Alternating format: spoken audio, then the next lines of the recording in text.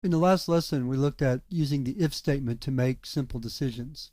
And in the example, we were looking at how to calculate gross pay. And in the example, we had two if statements, one to control if hours worked is less than or equal to 40, and another one if hours worked was greater than 40.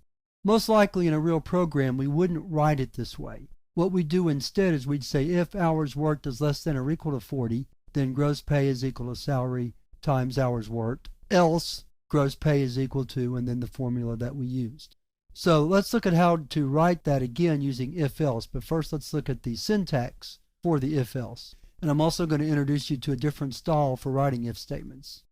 So we start off with if relational expression, just like we did before. And now this time I'm going to put the opening brace for my block on the same line as the if.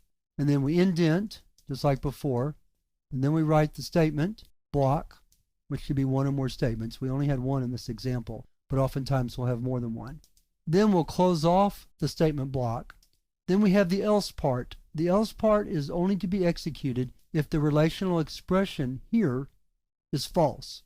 And again, we indent and then put our statement block inside the else and then close it off with a closing curly brace.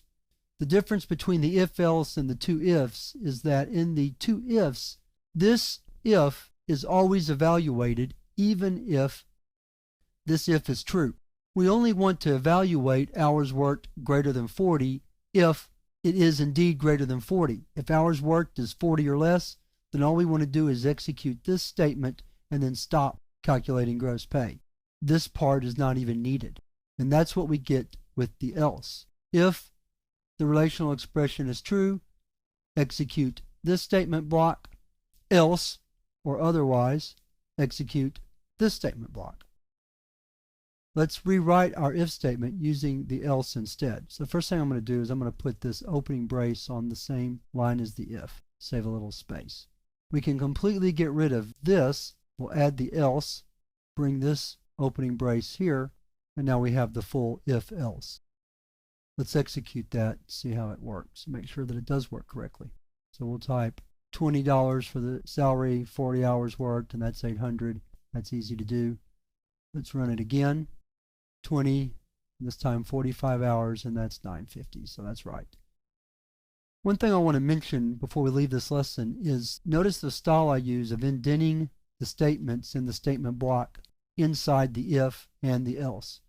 That's very important because it makes your program easier to read, and that really should be one of your primary goals of programming. Not only that your program should be executed and that the compiler can execute it correctly and that you get the right outputs given the right inputs, but people are also going to be reading your programs, and so you need to make them as easy as possible to read.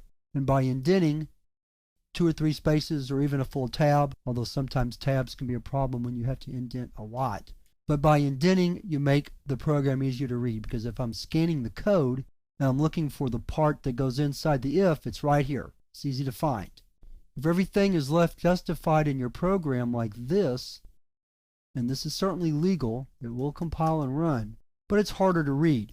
Just like we break up sentences into paragraphs, partly for meaning purposes, but also because it's easier to read it and it makes more sense. We do the same thing with indenting code.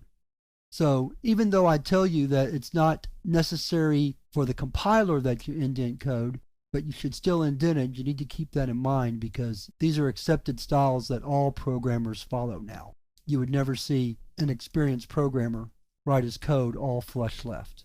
So this is an example of the if-else. And what I'd like to do in the next lesson is look at some more examples of if-elses where we actually have nested ifs inside ifs. So we'll see that in the next lesson.